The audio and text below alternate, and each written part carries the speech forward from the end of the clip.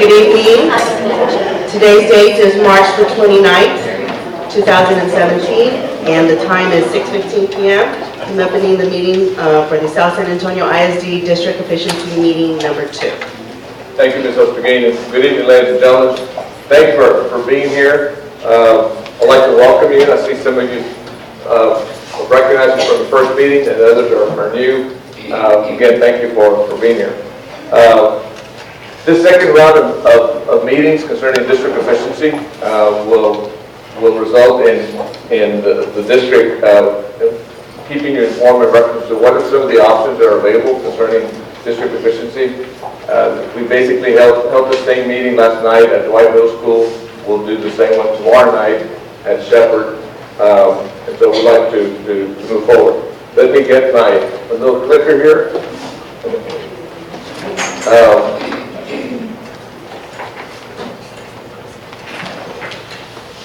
I would like to not only welcome you, but I also would like to, let me see. There you go. I'd like to thank the Board of Trustees for being with us. You met Ms. Ostrogin, our Board President. Also with us is Ms. Longoria, our Secretary. Ms. Bravo is over here. And miss somebody? I think I got Ms. Flores. Ms. Flores back here in the back. Thank Ms. Flores for being with us. I want to thank the board because the board really, as we've held all these meetings, has been with us the whole time. So we want to say thanks to them. I'd like the central staff to simply stand up and be recognized. If you're in central staff, thank you folks for being here. And I'm going to ask our principals from the area that are here to please stand up, and I'm going to recognize you. We have Elizabeth, we have Judy Benavides over here from Palo Alto, Johnny Diaz from Benavides. We have Elizabeth Martinez from Hudson's, Mr. Carranza from here from Kazen, Ms. Mercado from Zapata, and we have Marisa Mendez also from Kindred, and I believe I've got them all, I think. Thank you for being here, principals. Thank you.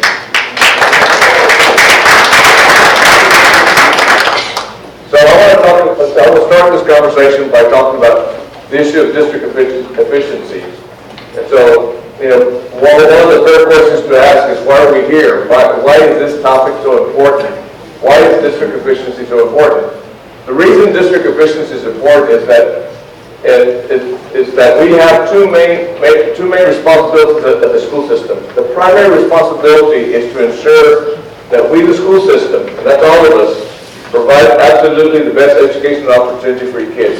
Make sure that the students, the children that attend here have every opportunity to receive the best education they can have, so that they will be well prepared as they move forward in life, and that we have that responsibility. That is our primary responsibility.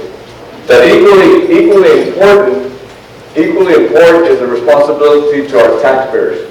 You pay taxes, every single one of you, whether you own property, whether you rent, doesn't make any difference. You pay property taxes. And it's these property taxes, along with taxes from the state, or revenue from the state, that keep school systems going. So you expect that the school system, just like you expect the city, you expect the county, every public entity that you pay taxes to, you expect us to be responsible with your finances. This school system operates at approximately $80 million a year, just to give you an idea on the operation. There's an additional 15 or so million that goes into the sinking, the money that we borrow to build schools and so forth. So there is a significant amount of money that the school system spends. You expect us to be responsible with that. So what happens when we become more efficient? Well, what happens is basically this. There's more programs for your students, for your children. They're exposed to more things. They learn more things. There's more opportunities for them. And all of that results in high-quality education. You have every right as parents in this community to hold us responsible for that, to make sure that we are providing your children every opportunity that we can possibly provide them.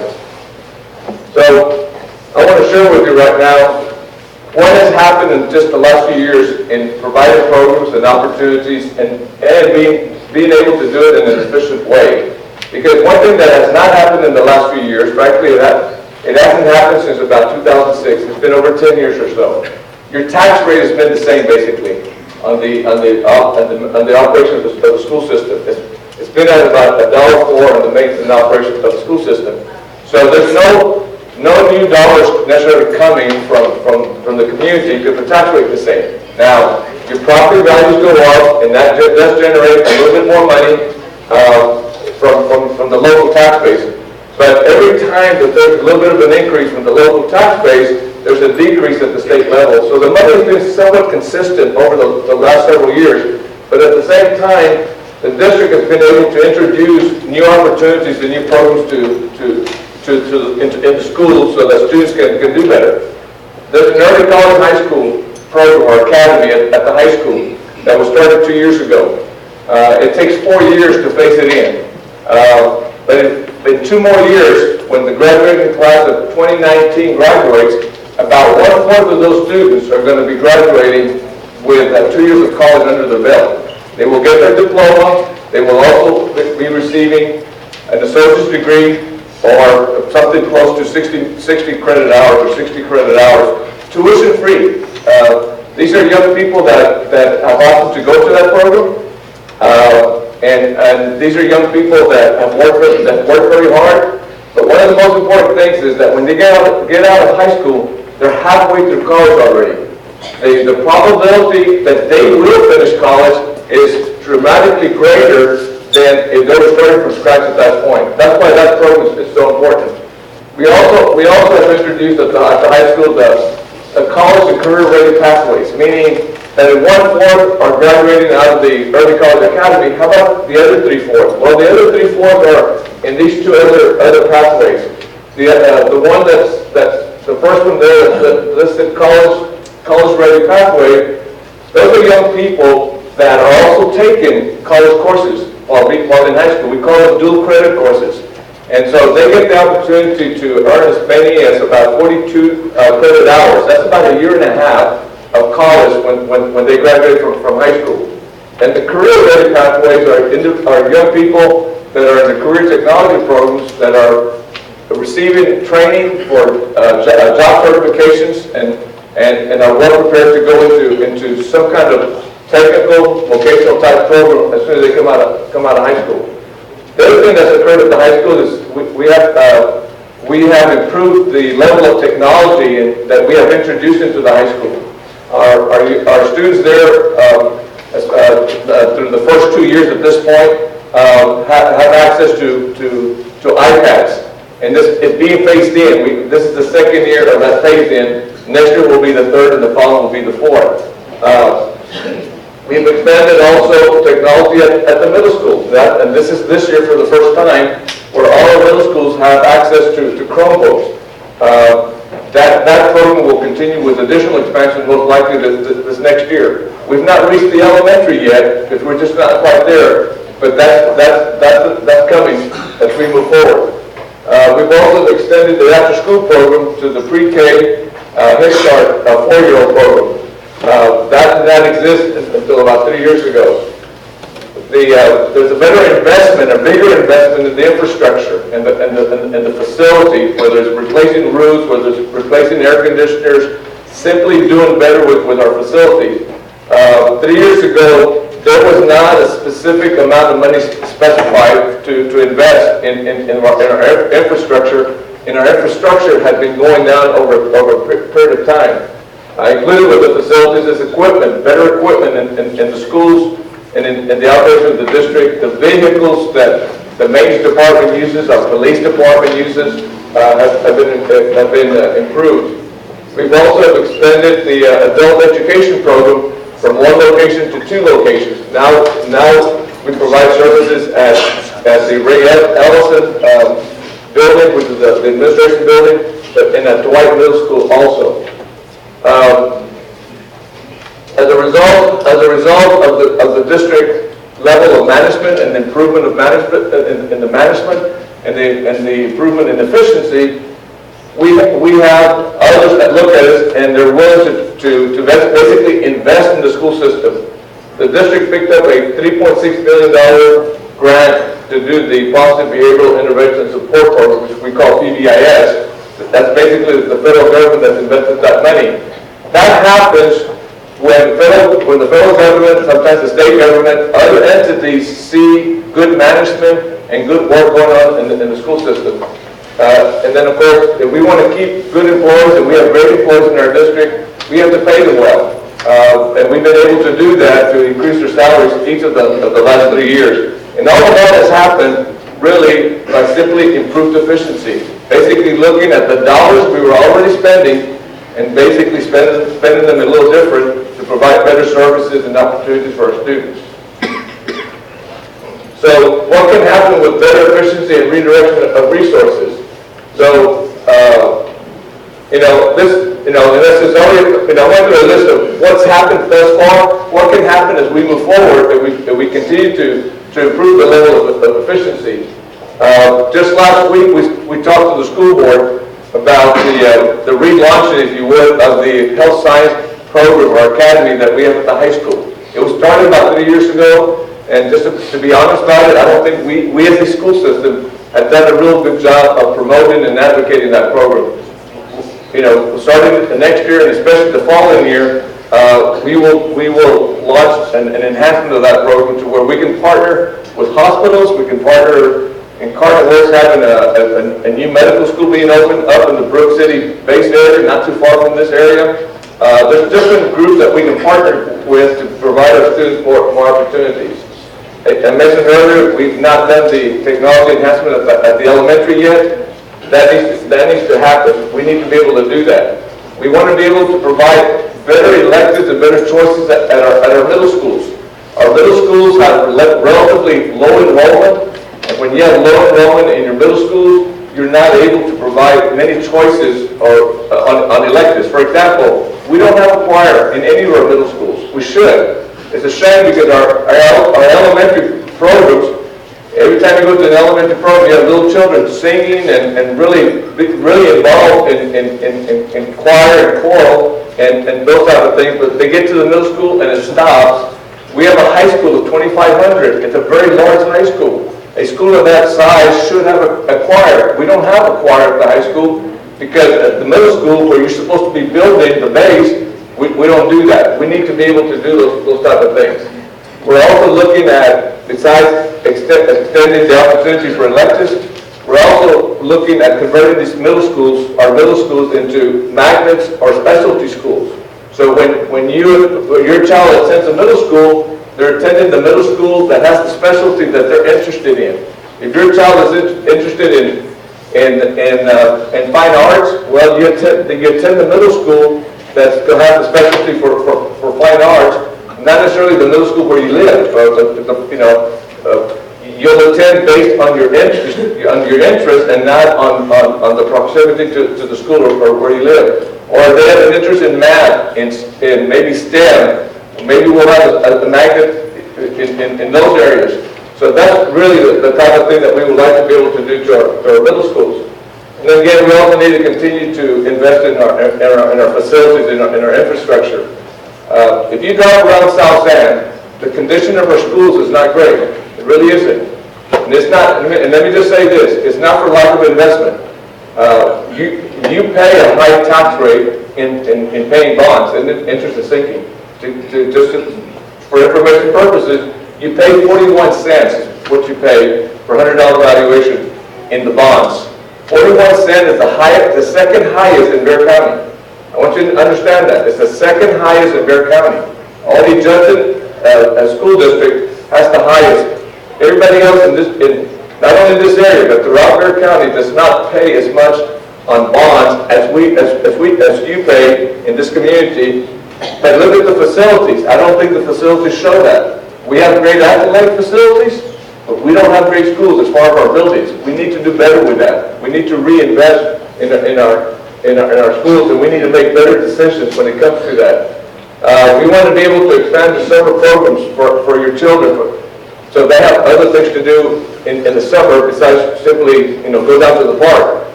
We want the summer to be a learning experience for them as well. We have already introduced different summer programs, summer camps in the last few years, but we need to do more of that so that they're completely engaged throughout the summer. And of course, we want to invest in our teachers. Besides salary, we want to make sure that we provide them the best training that they can possibly have. So let me talk a little bit about enrollment trends. And some of what I'm going to talk about now, for the folks that attended the first meetings, it's basically some of the same information. I won't spend a lot of time on it, but it's important to kind of refresh our memory as to where we stand concerning enrollment trends. So this is the fact. In the last 3 years, the district enrollment has decreased by 345 students. That's about 3.46%. We know that. It's black and white. That's what the count is, where the enrollment has dropped by that amount the last 3 years. The projection for next year is that we'll drop for about another 469 students, for a total drop in 4 years of 814. Now that's a drop of 8.15%. That's very significant in 4 years to drop that. Now I will tell you this, in case you attended the first meeting, the 469 is an adjustment from what we said at the first meeting. The first meeting, I think we had estimated something like 233 or something like that. The reason that 233 goes up to 469, we now have information that the 2 charter schools being built in our district from IDEA, they have already enrolled, as of about several weeks back, they had already enrolled 358 students that reside within the boundaries of South San. So, and that's maybe 2 or 3 weeks ago. The number is most likely higher today. So we made that adjustment as a result of that. Now the projection a year later, not next school year, but the following school year, is that we could possibly drop another 400 students. Those 2 charter schools will after next year will only be half full. The second half of filling up those schools still remains. Whether they do it in 1 year or they do it in several years, they will fill those schools. Those 2 schools are each built for, I believe, $550 each, which is about 1,100 students. Not all of the students in those charter schools come from South San, but a fair number do, a pretty good number do. We estimate at least a third will be coming from South San. It may be a greater number. We're just not sure at this point. So let's talk about classroom utilization that we talked about at the first meeting. We have about 732 classrooms in the school system, in the district. And we have, this year, we have an enrollment of 9,638. Our utilization, as far as the capacity, the amount of room that we have, right now we're utilizing about 59% of the capacity, meaning 41% of the capacity, it's either empty, being used for something different, or the classrooms are under-enrolled. We have extremely low enrollments in those classrooms. The projection for next year is that our utilization will decrease by another 3%, dropping us to 56% district. This is district-wide. This is not necessarily just here at Kazen. And the projection in 4 years from now is that our utilization would drop about 50%. So in that sense, as enrollment continues to drop and we maintain the same number of classrooms, the utilization ratio continues to decrease. Meaning, like in this case, 50% in 4 years. As a family, when you go out and either buy a house or rent a house or whatever it is that you do for housing, if you only need 2 bedrooms, you don't go buy a house of 5 bedrooms, or you don't go rent a house of 5 bedrooms. If you need 3 bedrooms, that's kind of what you rent. You don't rent or buy more than what you need because it costs money to do that and it costs money to maintain it. And that's the situation we find ourselves when we're utilizing only 50% of the capacity that we have. So let's talk about choices. All right, and here I'm going to talk about 4 options. 4 options, and once I describe the options, I'm also going to tell you these are the consequences. What results if the board approves these options? Now, keeping in mind that my job as a superintendent is to make a recommendation to the board. Our board will make this decision. It will not necessarily be the superintendent. And the board will make this decision. Right now it's scheduled for April the 19th, so to give you an idea. So let's talk with the first option. On the first option, at the elementary level, we would consolidate the enrollment at Athens Elementary and move those students to either Cabrillo or Price. And that would result in the closing of Athens. The other thing that would occur would be under option 1 is consolidate the enrollment from Kazen and with Zamora and Dwight, meaning that the students here would be reassigned to both Zamora and Dwight depending on where the families live right now. And then we would also close the alternative school program. We have an alternative school program that's adjacent to Zamora, between Zamora and Benavides. And there, we've been averaging this year about 15 students. We have, I think, 21, 22 right now, but the average for the year has been about 15. Some weeks we've had 5, so other weeks we've had 6. But in that program, we have 9 teachers, we have a principal, we have a counselor, we have other support staff. It is costing the district approximately $750,000 a year to run that program. And so we feel that we could meet the need of serving these students through a partnership with some of the school systems. I've already spoken to 2 school districts that we might be able to partner with and not spend $750,000 to educate an average of about 15 students. So that's option 1. Option 2 is basically the same as option 1 with one caveat. The difference in option 2 is that we would delay closing Kazen for 1 year and see if the community and the district would be able to build enrollment for that 1 year. That will happen within that 1 year. That's one option to consider.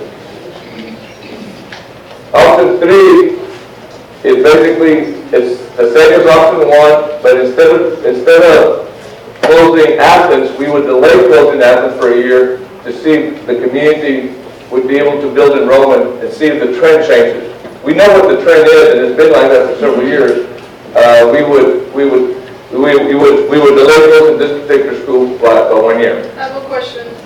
When you say build enrollment, how much percentage do we need to build? Let me finish my presentation, and then we're going to open up the questions. Okay?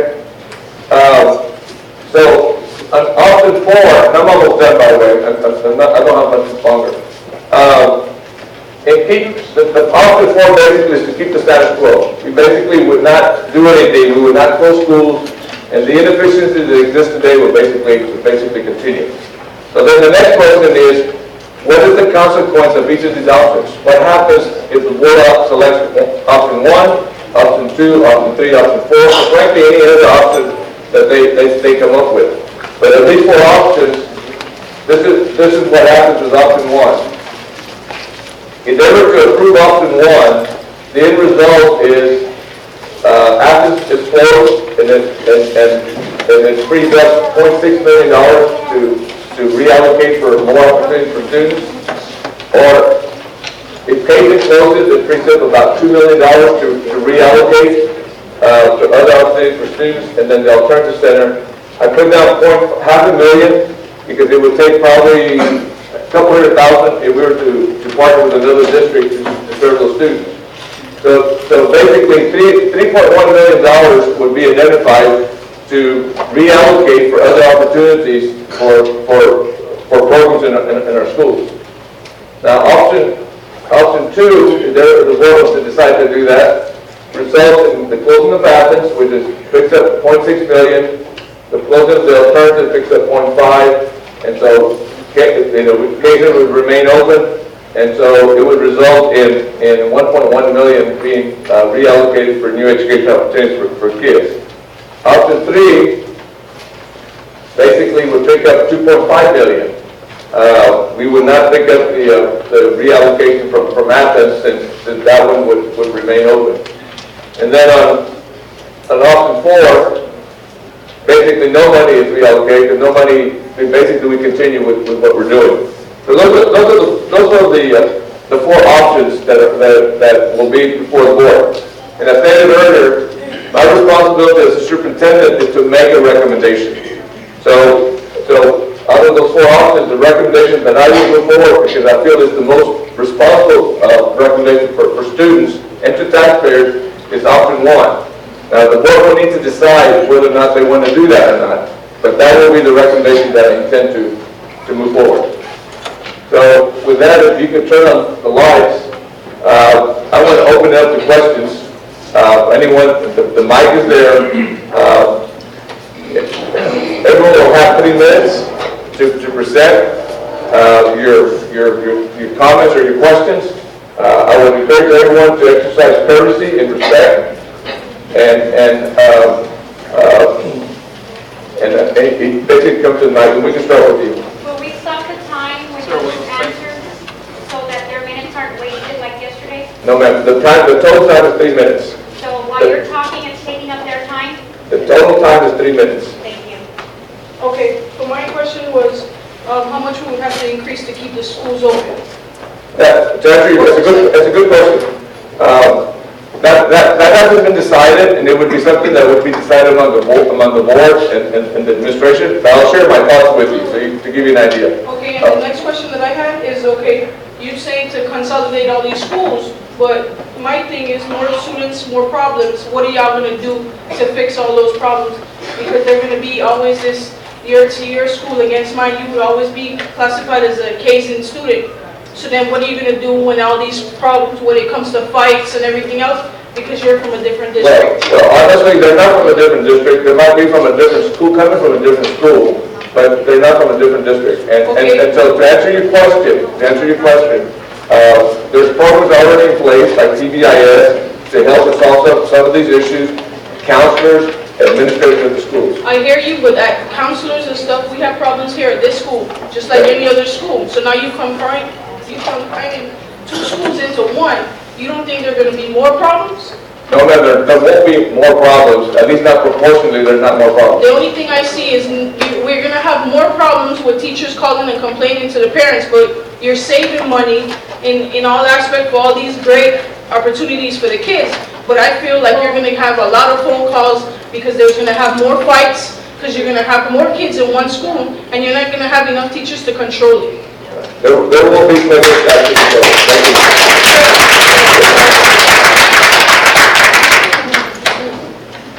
Good evening, everyone. Steve Valdez, class of 1987. And, I think it's important for our members of our community to keep in mind that good management of any business, is something that we all want. We can get emotionally tied to these schools because we all went there. And we need to understand that we don't want waste. So my question to you is, you still have the same amount of houses in the district. You're still taxing the same amount of houses. How do the tax dollars get redistributed when you're operating at a higher efficiency rate? They get redistributed, to answer this question, the tax dollars get redistributed on a per student basis. So when, let's just say, whatever number of students from Kazen that will just go say to Zamora, Zamora will pick up more funding as a result of that, because basically the dollars follow the students. Wherever you have the students is where you have the investment. And so the dollars that you stated, Mr. Valdez, will basically be the same, but they need to follow the students, so that the investment has got to be wherever the students end up. So the schools with bigger enrollments have a bigger investment of tax dollars. Somebody else? Yes. Hi, my name is Ms. Alvarado, Joseph Alvarado. I have 3 older children, and they came here to Kazen, and they graduated from South San, but I have a younger son here in 7th grade. My concern is that if they go to Zamora on the walkway, here at Kazen, they have to use the walkway for the safety. How would they get home? Would they have to walk now longer after school to use the walkway and come all the way across? Because a lot of our kids probably walk home. Sure. To answer your question, if there are hazardous routes and there's not a safe pedestrian route to go to school and come back from school, then the district would provide for transportation. The state of Texas, the transportation allotment that they allow the school district to identify up to 10% of the routes as hazardous. So if there is truly a hazardous situation, transportation will be provided. Okay, so the same thing goes for Kazen, if they Dwight, if they have to go to Dwight, it's true. they're going to have buses. It's true for all our schools. If whatever hazardous situations we have, we would try to address the buses. I see. Thank All right, thank you. Somebody else?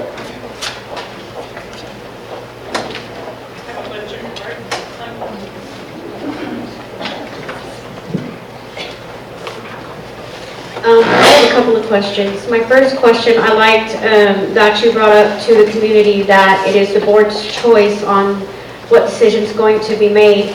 But yet today, when I visited Athens Middle School, they're already being prepared to pack and are already being told what campuses they are going to be moved to. I would like to know, Superintendent, since the board has not made a decision and there has not been any vote, how are these teachers being told where they will be moved to and that boxes will be provided for them, and how some of their students are going to be moved to Armstrong for special needs? How is that happening if a vote has not been taken? The information provided to the Are you polling the school board, because that's illegal? Would you like for me to answer the question? Yes, please.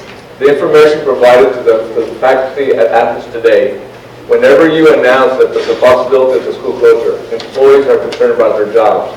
I went there with staff to reassure folks as to how that would be handled should the board approve the closing of that school. That was the conversation that occurred today at Athens. Decisions are being made without the community involvement. We are not being involved. We are having meetings and we are being told what's going to happen. Just like when we clustered the bilingual kids, which in my opinion is segregation. You're putting them all together and keeping them from the monolingual students.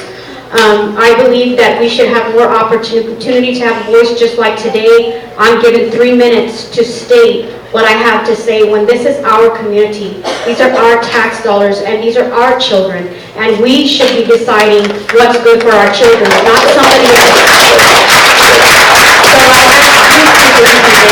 Instead of standing here telling us what's going to happen, why are you not asking the community? Actually, the purpose of this meeting is to do exactly that. We had a series of meetings in late February. You had 2. We had 3.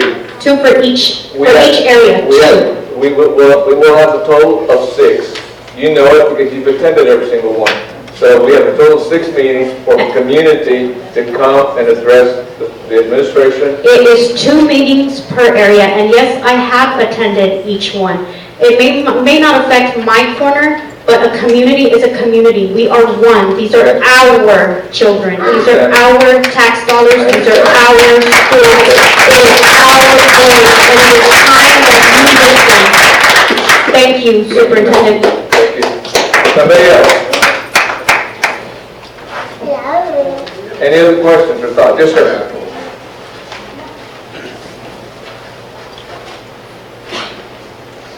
Yes, as far as I know, you were talking about closing the school down to benefit the Mora or Y or something like that, right? You're gonna close cages down. One recommendation is to close cases. Yes. Okay. Now, we got students that they live on that side. So Mora's across between highway with the 16 or 14 highway? Highway 35? No, right here. 14. So Mora's across this way, right? Okay. Okay, so you mean to tell me that my kids are gonna have to cross the highway or something? What highway would that be? The 14 highway? Yeah. Yeah. So you mean to tell me that my kids are gonna have to cross? Do they cross it now? What do you mean? Do they No, cross it? that's why we have that bridge right here. They come to school. Okay. So you can tell me that they're gonna, the bridge over there? When I said earlier to someone that asked about hazard situation, if the walking path is a hazard situation, the district would provide transportation. I tried that, 4 years ago, and the only thing they told me was, well, how far do you live? I said, I only live about, I live right behind Palo Alto Elementary School. Right. And they were saying, well, you don't qualify for it. It has to be 2.0 Okay, it's that distance-wise is 2 miles, or 10% of those routes can be hazardous. The state allows for 10% of those routes to be Okay, hazardous. so Sonora, so how many miles is Sonora to right behind Palo Alto? It's probably less than 2 miles. Right, so they're not gonna qualify for it. Okay. So, I don't, Again, if the route, pedestrian route is hazardous, the district would provide transportation. Who determines that? Who determines that? it's not gonna happen. The district, I always say it's a 2-mile radius. Yeah, it is, that's what I'm saying all the time. well, I can tell you that the district can identify up to 10% of the routes as being hazardous. But not all parents drive, like myself, I don't I drive. understand that, I understand that. Yeah, what about that? So, Somebody else?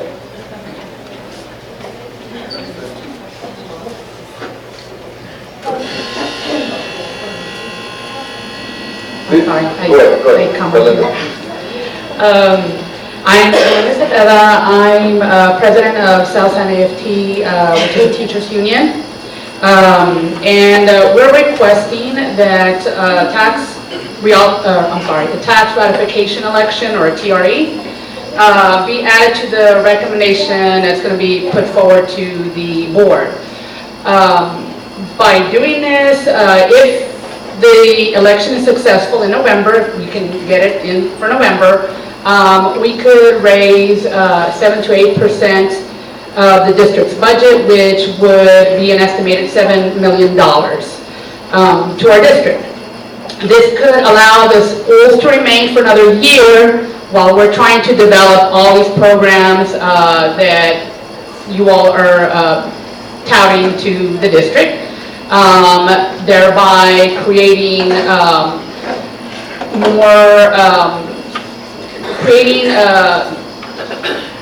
more kids to come to our district, even if they're outside of the district, if we're going to do magnet schools and that sort of thing. So that is our recommendation.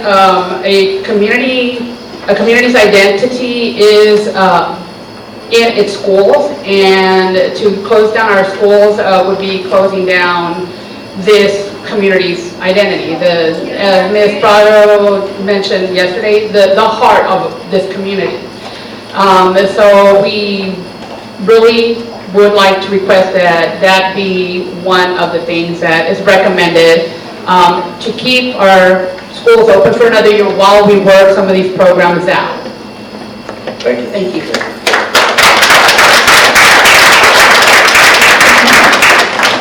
Yes, sir. My name is Gabriel Rosales. My uncle was a school board member here for Southside for many years, and I think you need to take a look at what you're doing. Okay. I think you've had an AFT person here, kind of give you an opportunity to do everything that you can to keep these schools open. Okay, because my daughter went here, my families have gone here, and it's just not right. What I see you doing is trying to take a look at numbers. You're not taking a look at the families. You're not taking a look at the impact that's having to this community. It's quite obvious that they're very upset. Having meetings is not input. How much of the input that these individuals have gave you are inside of those plans that you're recommending? you can have meetings all day long and still not do what's responsible for these students here at Sunset. So I recommend no school closures, not at all. I'm with the National LULAC organization. I'm a Bear County Democratic Party chairman. And we do this all that's going to do the right thing. Thank you, sir. Somebody else?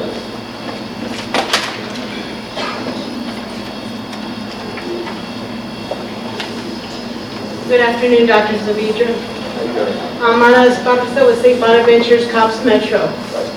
And we met with some of the parents this past weekend, and we realized that attendance is declining at the schools.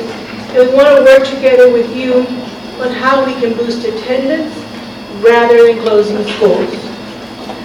And this is the proposal from St. Bonaventures parents.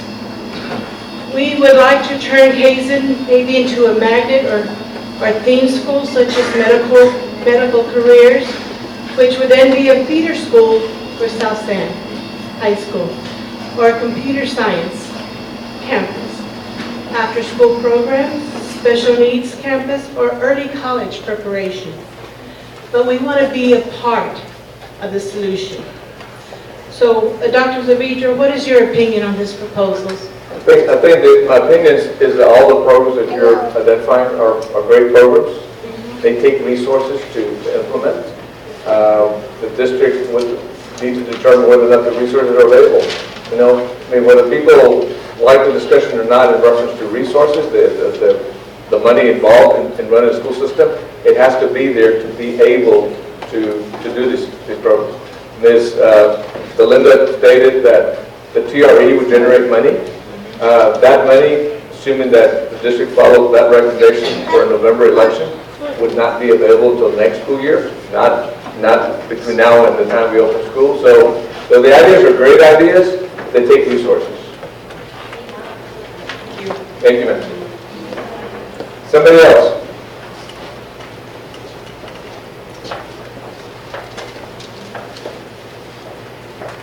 I was just wondering if it's possible to add an option 5 where we would close the alternative school and move the administration from the West Campus to the alternative school campus and save money that way because you're closing the alternative school and you're no longer utilizing all of that space that the West Campus is being wasted. Right.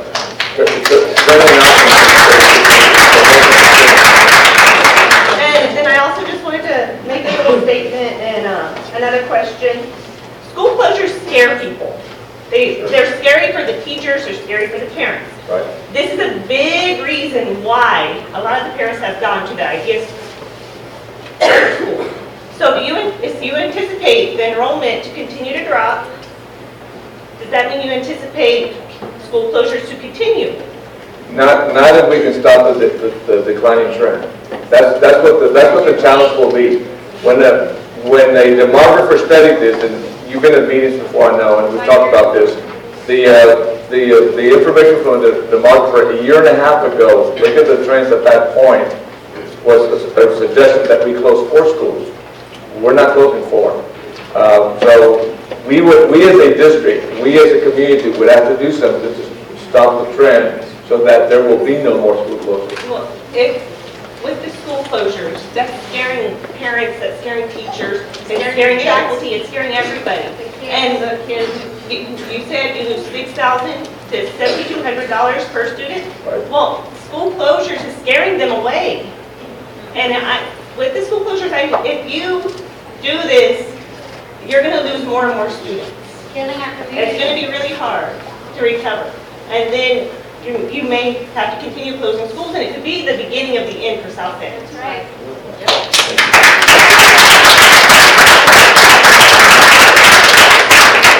Anybody else want to take the mic? I do have some questions from others. Let me read this, and when I'm done, somebody else wants to take the mic. You're welcome to do this.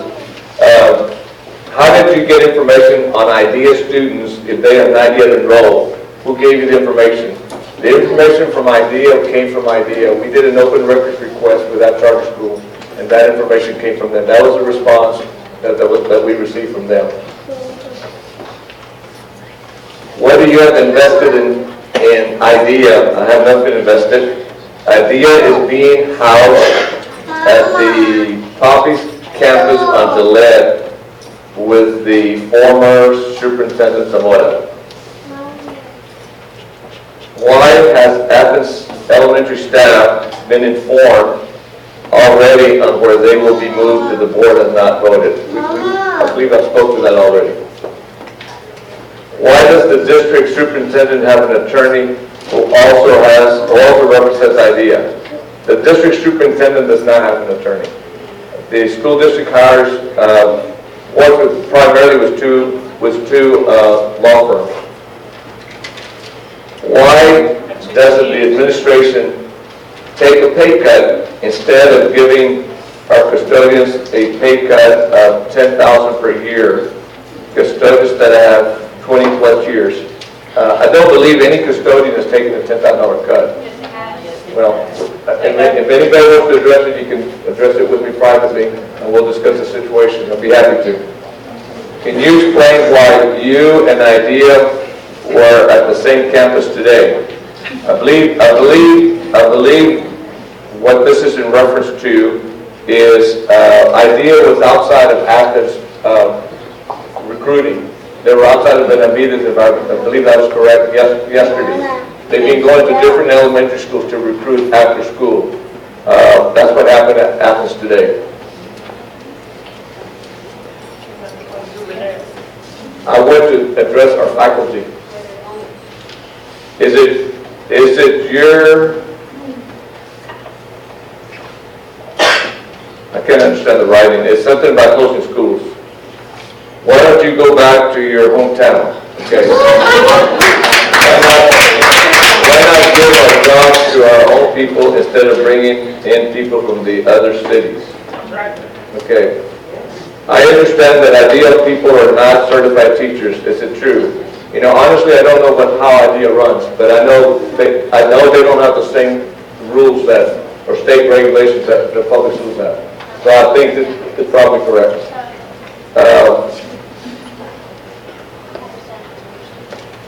I, the conservator, I don't believe it's correct. You didn't write anything, right?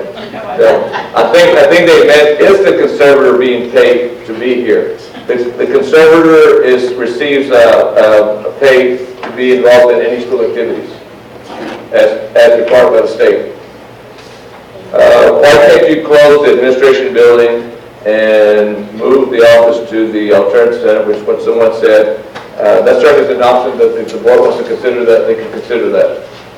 The numbers of the alternative and Kazen are not much of a difference. Why?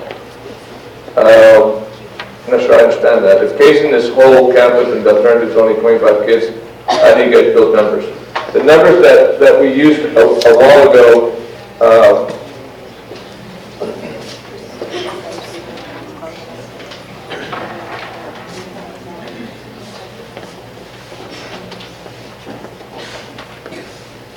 I think it's this one. If we were to close Kazen, we basically recaptured 2 million. If we close the alternative, we recapture about 0.5. I think there's a lot of difference in those two numbers. So I'm not sure I understand the question. The final card I have, why are you clustering bilingual students? That is segregation. Well, bilingual students, the bilingual program is being reformatted into clusters, three major clusters in 3 parts of the district. One is permissible by law, and 2, you can better serve bilingual students by clusters. Right now, the level of service is not at the level that it should be for bilingual students, so they will actually receive better services as a result of that. Yes, ma'am. Thanks. When Zamora was built, we had increase in enrollment in the district to justify the need to build the school, resulting in lower enrollment at Kazen and Dwight.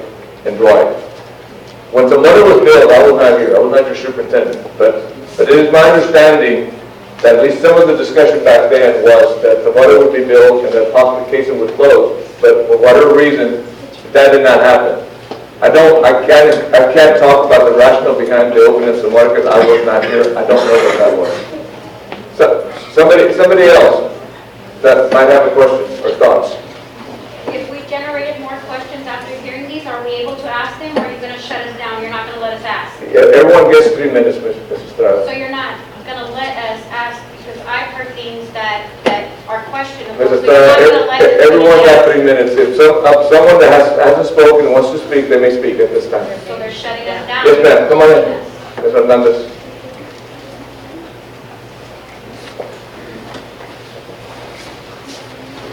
Some community meeting. Hi, thank you. Well, I wanted to make a comment, and over the last couple of years that the new administration has been here, I've seen us cut our core teachers, the anchor teachers that have been here for 30, 25 years because of their salaries, and we encouraged them to leave. And successfully, we lost a lot of those. I've seen now lately, this last year, we've decided to spread our principals throughout the district. Some campuses sharing principals. And then our counselors are being spread really thin. I don't see that, I guess, direction is making our school more successful. I don't see that our campuses are getting better numbers or any of that. So my concern is that if we do close campuses and we do, everybody's saying that we're going to put so many kids in rooms. I don't know if that's true or not. If that's, is that really what you're planning to do?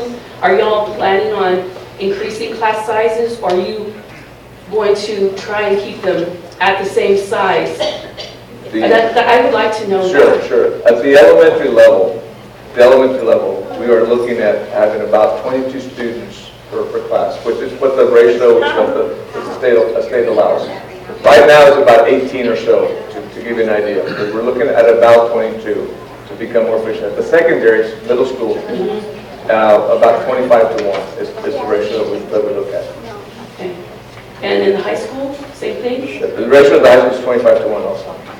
So even if we get these exceeded levels, you're going to, can you somehow, I think if you could pledge something like that, that would make the community feel a lot better. Pledge something like what? Or like promise not to increase them over a certain number, so that we can know what this magic number is, since we're not following TEA's rulings.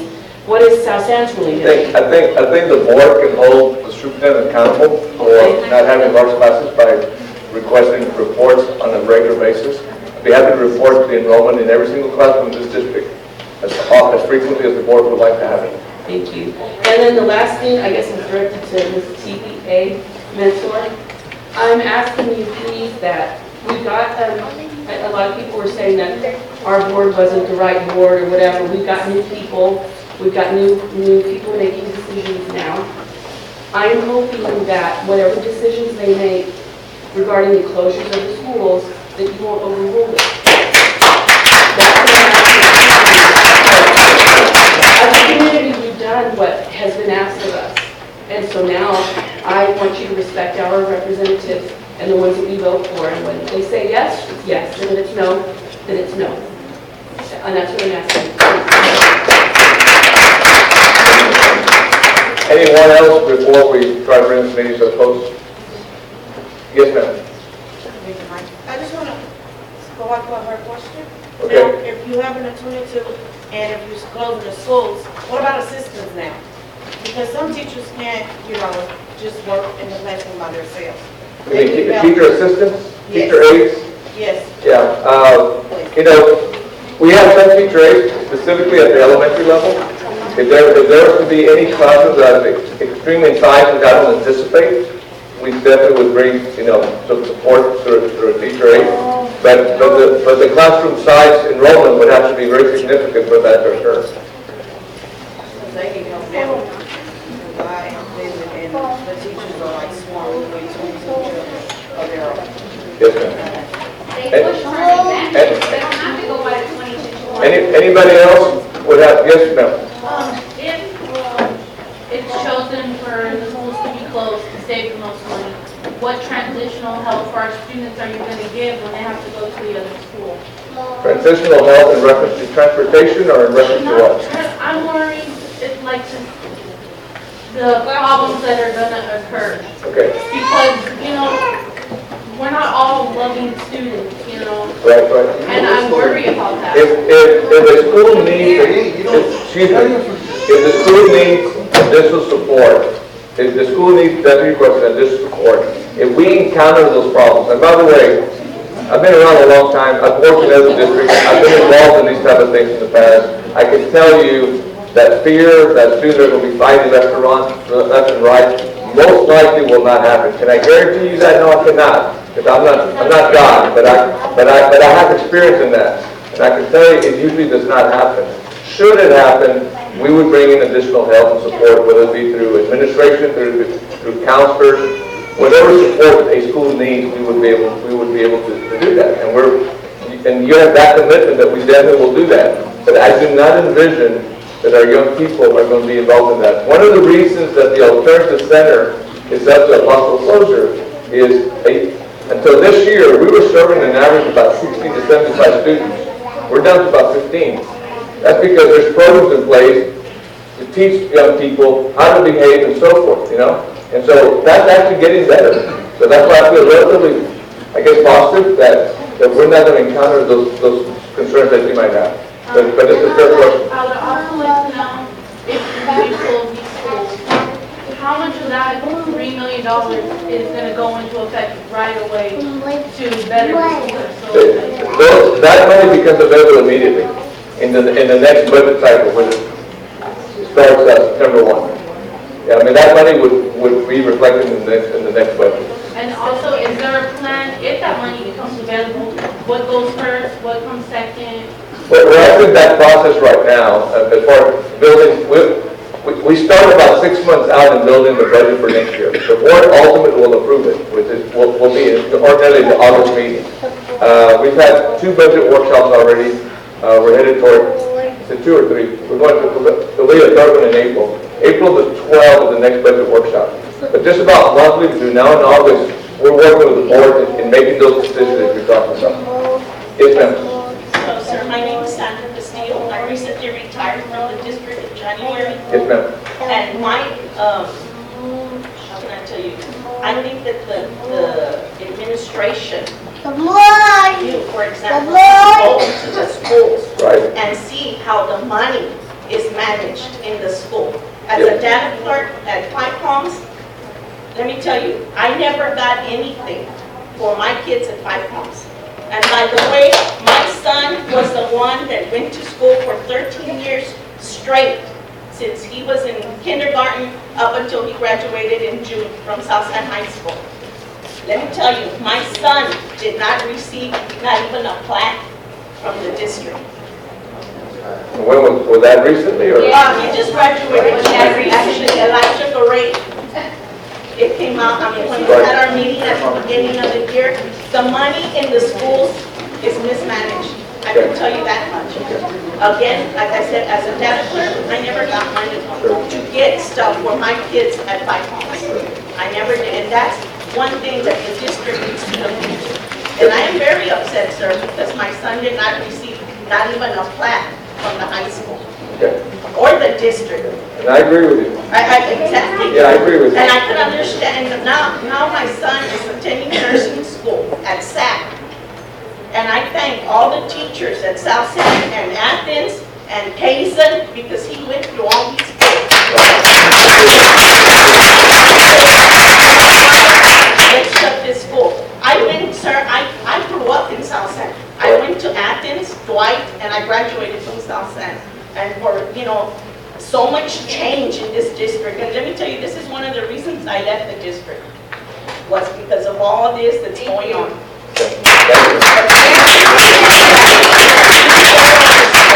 I can tell you where some of that money would go to. And money is the problem here in South San. Yes, ma'am. Yes, ma'am. You said you had experience. Yes, ma'am. Do you have experience in closing school? Is that your job, to go to different districts to close schools down? I've had experience in closing schools as you stated, but that's not my job to go close schools. To answer your question. Somebody else? Yes, sir. All right, this is actually a comment, it's actually for the board, for the school board president, and goes along with what we're talking about right now. Last night, if you're planning on making a speech tonight, you might want to reconsider what you're going to say. because last night you made a statement, and I'm not sure if you were aware, but there's all these hardworking teachers there, students that were hearing you, staff, parents, and you made the statement of that the education in South San is not great. And as far as I know, it is great. I'm a product from South San. I consider myself successful. I have a great job, great career ahead of me. So you might want to reconsider what you're going to say tonight. Thank you. Anybody else? Let me ask Pete, go ahead. Pete Hughes, representing the South San Federation of Teachers. I came to the district 44 years ago and started teaching as a young whippersnapper right out of college. After 6 years, I was privileged enough to be one of the first teachers when we opened Kazen Middle School in 1980. It pains me to see that we have to choose whether to keep those schools open or close them down. We have choices. We have to think clearly and very, very strongly about the impact that those choices have on our community, our students, our teachers. We need to also remember that perhaps we don't just have 4 choices, there are others. We've already talked about TREs and combinations to free up money for new programs. These are programs that will be experiments. These are programs that we can't say for sure are going to succeed. But we do need to be brave. We need to be courageous. And sometimes we do need to step into that unknown. However, there are some bits of information that were presented. Some of them were surprising last night. Why? I was very pleased to know that there was a possibility of another option in which some more time would be given, another year would be extended before deciding on what happens. There's only one problem that I wish to caution everyone about. It would be nice if you were to be a little bit more open as to what that extra time is going to be doing for us. The extra time was stated as being necessary to possibly get our enrollment up. What we need is a statement about the standard that you can set. We can't just have this ambiguous number. We need a number, a definite number. We may be working hard for a year and still not be able to achieve the goal of keeping schools open. Is there a standard? Is there a number? Is there a percent that we need to meet? He said no. He doesn't know that number yet. It's a discussion that the administration would have to have with the board. If the board would select one of those options, to keep either one open or both open for another year, then it's a discussion that we would have to have, because we've not identified that number at this point. Okay, thank you very much. Yes, sir. Thank you, sir. The board has only Let me ask if there's anybody else that would like to come to the mic. So let me ask the board members. Somebody else? Yes, sir.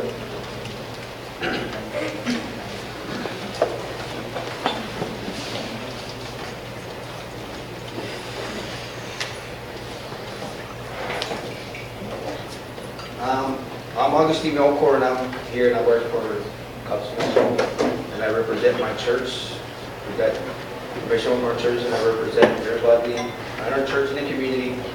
And I'm just thinking of what you're saying is closing schools. I understand where you're coming from, but you don't understand where we're going to go to as parents. You're going to save money, but where's the money going to? You're going to have to bus these kids around from one place to another. You're going to put our kids in danger when they're crossing the street. It's not your kid, it's our kid. And then you're going to understand too. Yes, you're going to overpopulate these teachers. 25 to 1, and you don't want to hire me to help them. And now you're putting prices on our kids. Our kids are priceless. You don't put prices on our kids. I agree with you.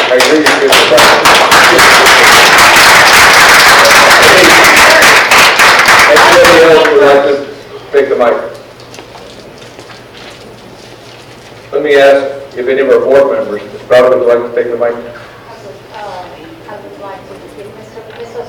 usually has the She will have the final closing, so I'd reserve my comment that she will close the meeting. I would like to ask the community, since we're limited to 3 minutes, if you would allow me to go more than 3 minutes, because I have a lot of... We'll let them have time.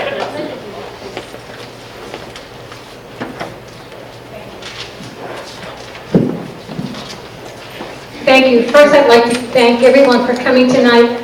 I know that you should be home with your family, but this is an important issue. It's important to not only the future of our district, and are we going to stay as a district, it's important to our kids and their future as well, and to our teachers who work hard. A lot has been said about closing schools, not closing schools, alternative schools. I'm going to share with you, I'm good at looking up research on TEA. The Texas Education Agency has a website, if you're not familiar with it. Parents, you can go in there and type TEA. It will give you everything you ever want to know about our district. Not just our district, but Harlandale, Southeast, Southwest, every school district. It has a lot of information there. Our school district is not the only one that's being faced with charter schools. Other districts have the same challenge. Harlandale recent, our neighboring district, also had a charter school that was built right in front of their central office, like we have here. We've got I don't know if it's the Breckenridge that's being built right around the corner from our administration office. They're going to be taking kids from us, and Dr. Savetta has already said that they provided us a number of, I think, 300. 358. But that 358 is not for certain, because they have not, those people that have signed up have only signed up. They still have to go through an application process, they have to go through an interview process, and they have to be accepted. So we really don't know how many of those 358 are from South San, from our schools. But I wanted to share with you some information, and you've got it there. Harlandale, their enrollment, and I'm getting numbers from the TEA website, and it gives you a history, and I'm going back to 2013, 2014.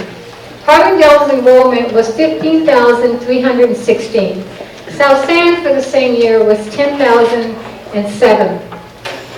And then in 2014 and 15, Harlandale was 15,270. So they lost some students.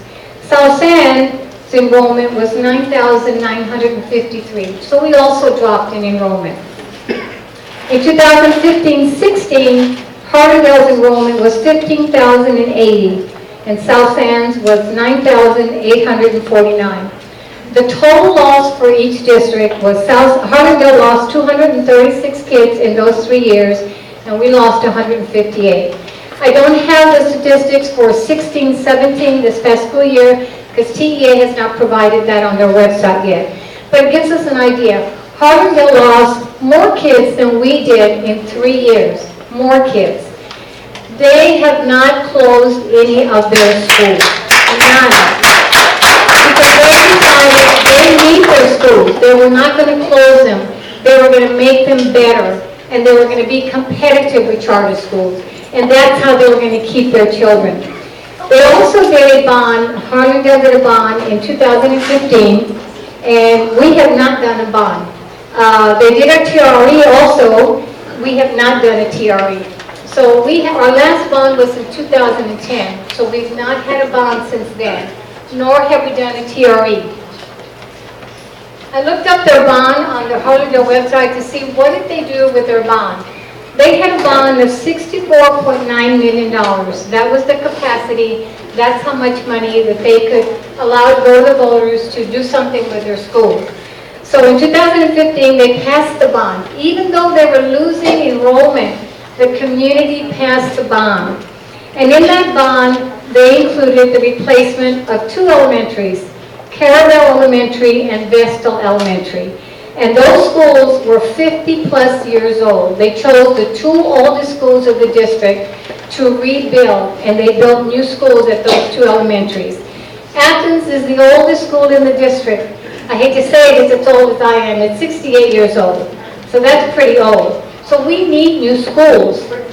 They also built a new science and technology building. And they also built a new STEM early college high school. And they had other projects they were able to build. So we can do the same. If we pass the bond and do a TRE and the community comes together and show the community where we're going to spend that money, by golly, if I ask a parent tonight, would you pay 13 cents more on a $100 value of your house so so that you could have better schools and more technology and STEM. Would you pay that? I bet you everyone here would say yes. We can support that because we know where it's going. So how can you expect us to support a bond and a TRE when you're closing our schools? It's just not doable. You tell me who. If they close Kazen and Athens and the next couple of years continues more schools, who's going to support a bond and TRE? Who? No schools, no bond. Absolutely not. We need to work together. Keep our schools open. Let's build special schools. Why not keep Athens open and build a pre-KK academy? And you house all the little ones there. What mama would not love to send their babies to a campus with all the same age babies as theirs? Because they know they don't have to worry about the bigger kids. There's other specialized schools that you can do, but don't shutter the doors to our campuses. Look at Olivares. That school was closed for the longest time. We had theft, they were stealing the HVAC equipment, they were vandalizing it, until finally we partnered with somebody. We're lucky we have the Bexar County Sheriff's Department there at Olivares. But don't close our schools. Let's do other things. That's how you attract kids to our schools. Not by closing them. All you're doing by closing schools is ideas parked in front. They're waiting. As soon as this board takes a vote to close schools, they're going to be out there waiting to enroll more schools into their campus. And the word is that they can house over 500 kids. They're almost at capacity, but it's not enrollment, it's just people that have signed up, because they don't accept everybody. You have to be a special person to go to IDEA. There's really strict requirements, and they do not have certified teachers. We have certified teachers, because our kids deserve the best teachers. And all of the kids here that are here tonight, they're all certified, and they do a damn good job at teaching our kids. And that's what we want for South Bend. Thank you, Carla. Any other board members that would like to make some remarks? Mr. Gaten?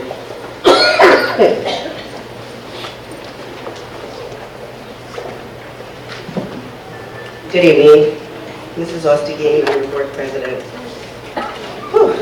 Tough meeting. Some very tough decisions that this board has to make. Let me state some facts. One of those facts is I have a third grader in Kindred. She will be attending Kazen in 2 years. I have a Kazen student now, 8th grade. I had a valedictorian, a #1 student, came from my family from this district in 2015. Those are facts. I've stayed in this district through a lot of turmoil. When we changed 5 different superintendents, I stayed. When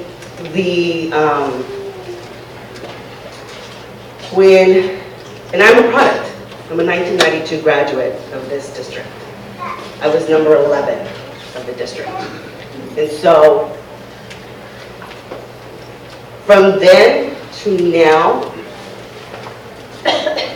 I was hoping that my #1 student from the district would have a fighting chance at university level, and she's struggling.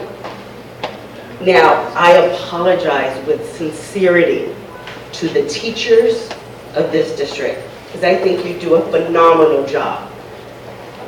But you only do it with the limited resources that have been given to you. And you're told what to do. And you're told by administration. This administration is new. The superintendent and their cabinet is new. They're 2 years old. I've been in the district as a board member for 2 years. And there was turmoil when I came on the board. It was a rocky board. If you attended the meetings, it was a circus with the board members that were there. If you give us hope, if you give us a chance to implement better programs, better implementations, so that the teachers can have the resources, can have the specialty reading specialist, the math specialist. We will not, as a board member and as a parent, overcrowding classes is not the answer. So as a board, we set policy in reference to class sizes. It's local. We have control of a board to say, not our classrooms. You as a community member, as board members, we don't have kids all over the district. We follow the rules like you. We live in a certain area, our kids go to a certain school. You parents need to hold principals accountable for the education your kids are receiving. We need to hold teachers accountable for the education that our kids are receiving. And when we hold them accountable, then they will hold their supervisors accountable. And so I understand that there's not a trust factor. There's not a trust in the board, and there's not a trust in administration.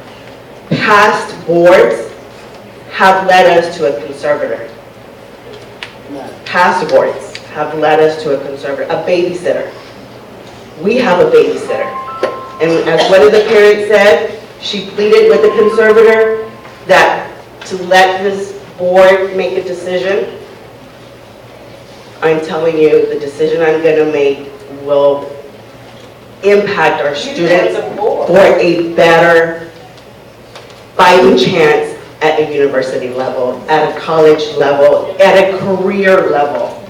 Now, don't get me wrong, there are success stories that come out of this district.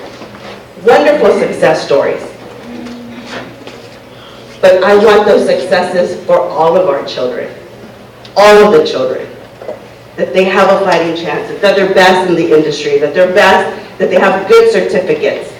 Our CTE programs need to be updated and revamped. We have the same programs that have been offered for the last 20 years.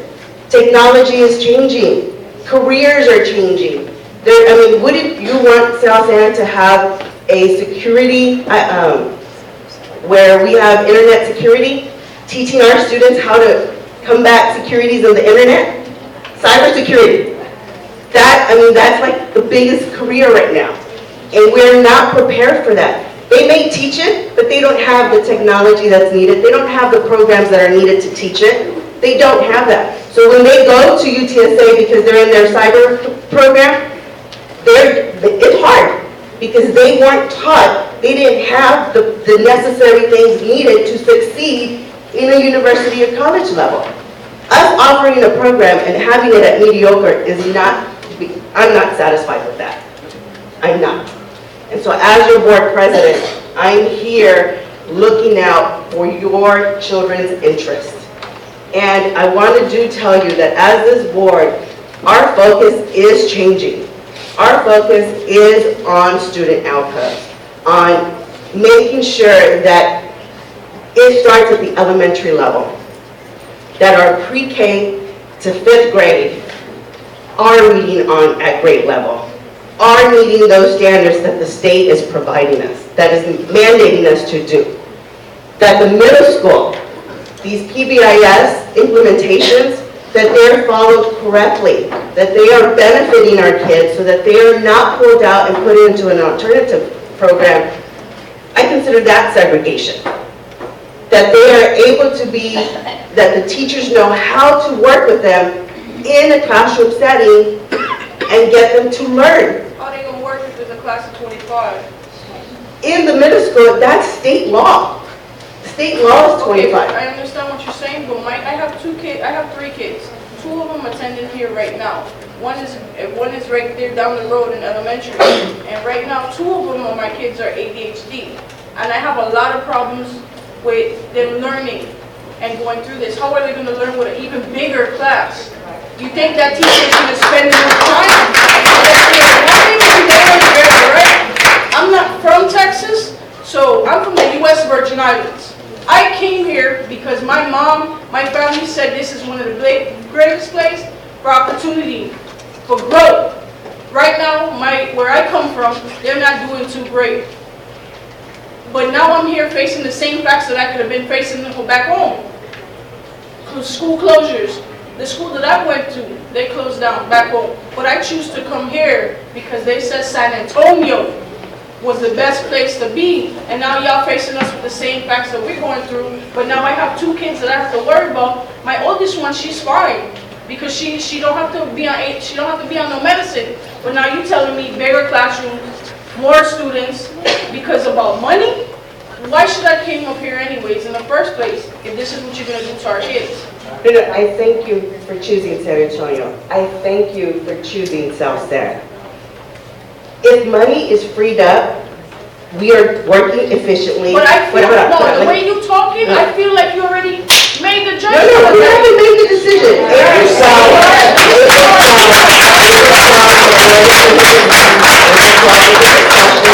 April 19th, we're going to vote. But what I'm saying is, if Kazen is closed, and you can speak with the principal, because I had a meeting with him. He is wanting an instructional coach. Currently, the district cannot fund an instructional coach. And an instructional coach is, I asked that, what does that mean? Well, principals, our superintendent has given principals the liberty to run their campuses how they see fit because this is their community. They are here daily with the kids. And so he said, Mrs. Oseguin, there isn't any money. I would prefer a math specialist. I would prefer a reading specialist, just like the elementary kids have. I want that too, but I know there's no money. I know there's no money. But I feel like y'all not outweighing all the options because when he talked, I haven't been to the last meeting because I was at work. My partner, she was at the last meeting. If I knew going to the last meeting was more important than I would have chose to go to the meeting instead of going to work. But I still at the same time have to provide for my kids. But now I feel like when he was talking, since this is my first time in one of the meetings, I feel like they already cast judgment on what it's going to be, regardless. Yes. And so yesterday's meeting asked why, what I implored, what I asked the community to do is learn who your board member is and speak with them and voice your concerns. Because the board, like Dr. Saavedra said, the board is making a decision. And we are accessible to you. We represent you. We represent you and we represent your kids. Past boards didn't listen to the community. That's why we have, the community did reach out to TEA and said, please come and run this board because they don't know what the heck they're doing. And we have a conservator. And so for community to say, oh no, conservator, let the board make a decision, then why is she here? No, I want to know, because my kids are like, I want to know coming into going to Dwight and going to whatever that word, Zarzamora, whatever it was, those schools, what is it going to say for my kid? Because my kid, when he's not on his medicine or when he decides something, it's hard for a teacher to then to think about 25 kids. Imagine if they have only 2 ADHD kids in that class. How are the teachers going to teach all 25 kids? And so what's going to happen is once an option is voted on, then the administration will roll out a plan. And the board is tasked to keep administration to their work. That is what the board is tasked to do, is to set policy to implement what they roll out. Now, you hear that that's not going to happen because there's no trust in administration and there's no trust on the board. There's no trust in someone who lies. And so what I'm asking is that you give us a chance, put your trust in us. I am a board member who has kids in this district, who is greatly impacted by 2 of those options. Greatly impacted, by 3 of them, greatly impacted. Greatly impacted. And I don't live on the other side of Highway 16. I don't live on this side of Kazen. For the past 10 years, my community's been coming here. They may be going to Dwight which is further away. But if it means a better education, if it means that they have a fighting chance, because the whole system of K through 12 is to prepare our kids for the adult world. To at least give them a fighting chance in that world. Whether it be, not everybody's going to college. Not everybody's going to university. Not everybody's going to the workforce. There's some people who go to the military. But that they succeed in whatever plan they choose, and that we give them a good foundation. That this district gives them a good foundation. That whatever choice they pick, that they would be good students, good, smart, wonderful adults amongst the ones from the north side, amongst the ones from Judson, amongst the ones from the schools that have money. That, oh, South San? Oh wow, you came from South San? Man, you're a success. I'm glad you're here. Come on, let's get a career going. I would love that. Since my kid came to this school, I ain't gonna lie, y'all changed principals and assistant principals. My kid has improved not only his grades, and then I feel like now y'all gonna take it away. He's been more respectful. He's been actually, even though he has his ups and downs, I'm not gonna say my child is perfect, but my child from since elementary was always known by his name. My son's name is Daryl Mayberry, and everybody knows him. But at the end of the day, when he brought home his grades, he brought home a 95%, and he used to be a D average student. So it's like, I want to make sure that y'all do this and y'all do this with our kids in mind. Yes. Our kids, because my kid... Hold me accountable. All right. Hold me accountable. Trust and believe I will. Thank you. Thank you. Don't close cases. Okay, so we're going to dismiss. The time is 7:40 and meeting closed. Thank you. Thank you. Keep pace.